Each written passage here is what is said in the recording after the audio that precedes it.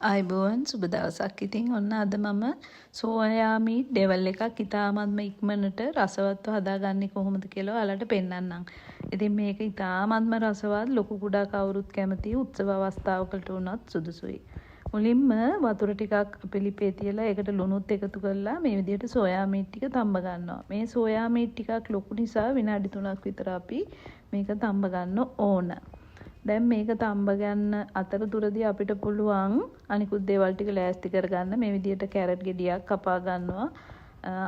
මිරිස් ටිකක්, ඒ වගේම මාළු මිරිස් කරලක්, කරපිංචා, ලූණු, තලාගත්ත සුදු ලූණු ඉඟුරු ලෑස්ති කරගන්නවා. දැන් අපි භාජනයකට කෝන් ෆ්ලවර් ටිකක් එකතු කරලා ඒකට වතුර එකතු කරලා ඒ ටික හොඳට මේ විදිහට දිය කරගන්නවා. දැන් මේකට අපිට පුළුවන්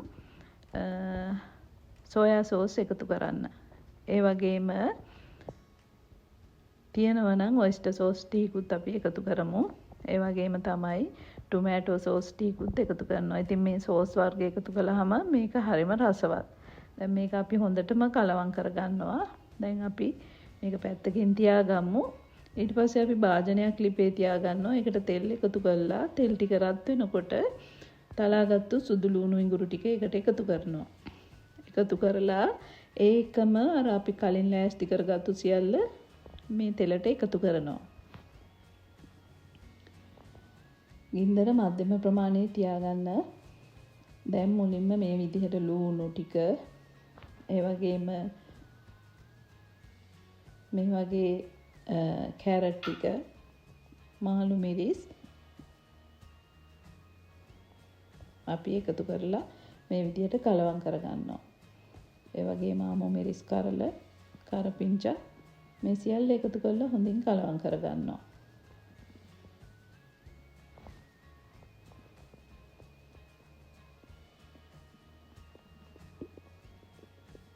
දැන් මේකට අපි කෑලි මිරිස් ටිකකුත් එකතු කරමු. මිරිස් ටිකක් රස වැඩි ඕන නම් වැඩිපුර මිරිස් එකතු කරන්න පුළුවන්. මේ විදිහට අපි ඊට පස්සේ එකතු කරන්නේ අපේ සෝයා මීට් ටික. ඉතින් ඒකේ වතුර පෙරා හැරගෙන හොඳට මිරිකලා මේ විදිහට අරගන්නවා. අරගෙන එකතු කරගන්නේ. ඊට පස්සේ අපි මේක මේ විදිහට කලවම් කරගන්නවා. දැන් මිරිස් ටිකක් නැවතත් මම එකතු කළා. කැමති නම් ඔයාලටත් පුළුවන් එකතු කරන්න.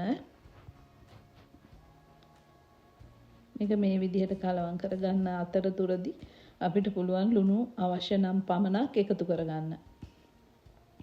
මොකද අපි කලින් ලුණු දාලා තම්බලා තියෙන්නේ.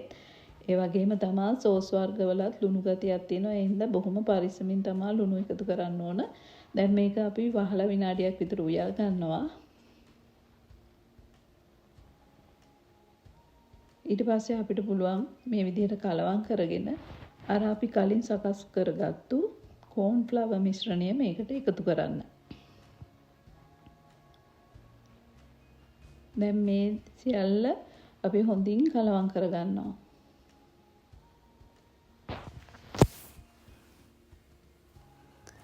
මේ විදිහට කලවම් කරමින් මේක අපි හදාගන්න ඕන. දැන් ඉතින් ඔයාලට මදි කියලා හිතෙන දේවල් තියෙනවා නම් එකතු කරන්න පුළුවන්. මම මේ විදිහට ටොමැටෝ සෝස් ටිකුත් නැවත එකතු කළා. ඒ වගේම තමයි මේකට කැමති නම් ගම්බිරිස් ටිකකුත් එකතු කරන්න පුළුවන්.